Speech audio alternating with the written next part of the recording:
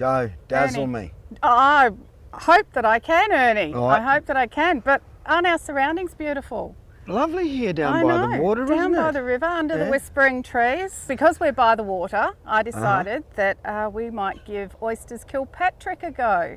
Okay. Yeah, so I've got some really nice, now unfortunately they're not Australian, but they are New Zealand green lip oysters. Oh, well, you know, next We've best also thing. got some bacon and some Worcestershire sauce and some secret sauce that I'll tell you about in a minute. So we're also There's lucky. no label on it. I know there isn't. That's because it's my homemade secret sauce. I think you've had I'm too some scared before. to open it just in case it goes everywhere. Do you need me to open it for you? Oh, no, you just do the old... I know that smell. You know that smell? Yes, I do. Oh. Also, like, I didn't see it there. It was camouflage. I know, What's going on it there? almost is. It's pretty funky looking, isn't it? Very I funky. know. Well, apparently that's the limited edition Legacy Angle. But it's pretty cool. I quite like it. It's Bit of very camo nice. going yeah. on. Bit I of can camo going reckon on. I there'll be just a sort of few like, oh, Pig hunters that and a fridge fishermen there? and all Is that a that sort of fridge? stuff might be pretty interested in having that on the back of their ute. So for making Oysters Kilpatrick, so we've got our lovely little green lip oysters in here. They're just looking delightful. Now, Oysters Kilpatrick is one of the old-time favourites. So it's got bacon, Worcestershire sauce, and usually tomato sauce, but today we're going to use the Guangdong sauce. Now, what I'm going to get you to do for me, please, you see that roll of foil? Yep. I would like you to rip off a piece and just scrunch it up and put it in the bottom of the camp oven. So a nice long piece to do, and just lightly scrunch and just put it in the bottom. That's Geez, it. I was good. That's good. That's Now- my contribution. Now do another piece. Oh, another piece. Until the entire bottom of the camp oven is covered in scrunched up foil. But Ernie, the reason why we're putting the foil in the bottom of the camp oven is because we want to be able to get the oysters up off the base for a start, but also because the oyster shells are all irregular, it gives them something to nestle into so they stay nice and flat when you put your toppings on. Okay, so now what we're going to do is we're just going to nestle them in the foil. So now we've got our oysters all nicely nestled in there. We need to put in, secret ingredients. yes, all of our different ingredients. The bacon.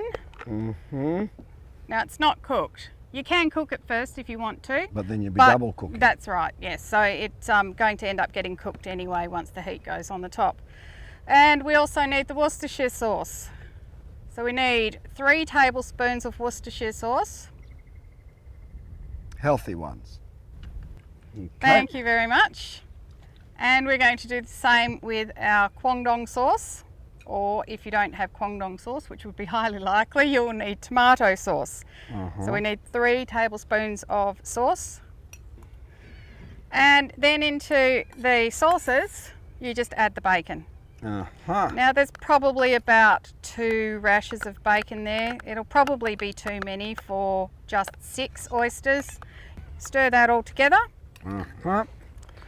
And then all we need to do is now put just a little spoonful on top of each oyster. Now you might think that it's a little bit strange having an electric frying pan sitting on the looking at table that, here in front of us. But the thing about it though, it looks like it's got a bit of wear and tear. Oh, So it's old. I picked it up. that's why Yeah. I thinking no. Okay. There's fair no enough. electric cord attached, no. Yeah. Well, that electric fry pan I picked up from the local tip shop in Geraldton for about $5. Yes, it does still work, but it makes a perfect arrangement for your heat beads. Now you'll notice I've actually got the lid of the camp oven inside in there, actually heating up before we put the heat beads on. So I just need to pull that off, and then that goes straight on the top of the camp oven. So now, as you can see, we have got a camp oven that has a nice hot lid, so we just need to put more coals on top. So it doesn't need any heat underneath, none at all.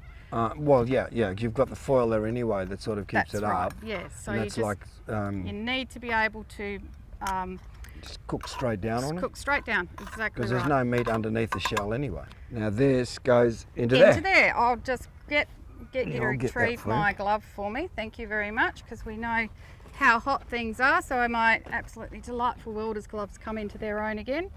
And we just put that on there. And in about probably 10, maybe 12, 15 minutes. We do 15 We minutes. do 15 We minutes. do Yep. 15 minute Okay. spell. Okay, so 15 minutes plus later. Yeah, a little bit later this time, Ernie, because unfortunately my heat beads had lost a little bit of their heat. And you'll also notice when I opened the lid that I had to put some more foil in just to lift them up a little bit higher. Okay, well, you're going to put that there. Yeah, I am. Wind's coming this way. Yes. I'm going around here. Well, you So make once- sure you get yourself into the once that vantage lid point pops- position. See how many I can eat just by smelling them. There we go. Oh, yum. Oh, yum.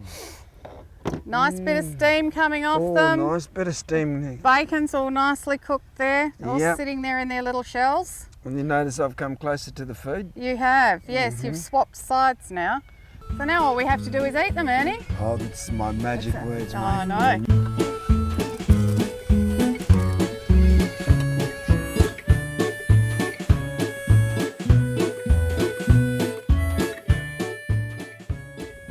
So as you can see, it's perfectly possible to be able to use your camp oven even if you're actually not using it on the ground out in the bush somewhere, on the banks of the Swan River. It's been absolutely beautiful.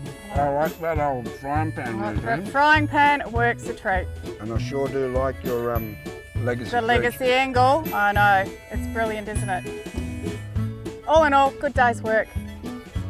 And nice tasting too.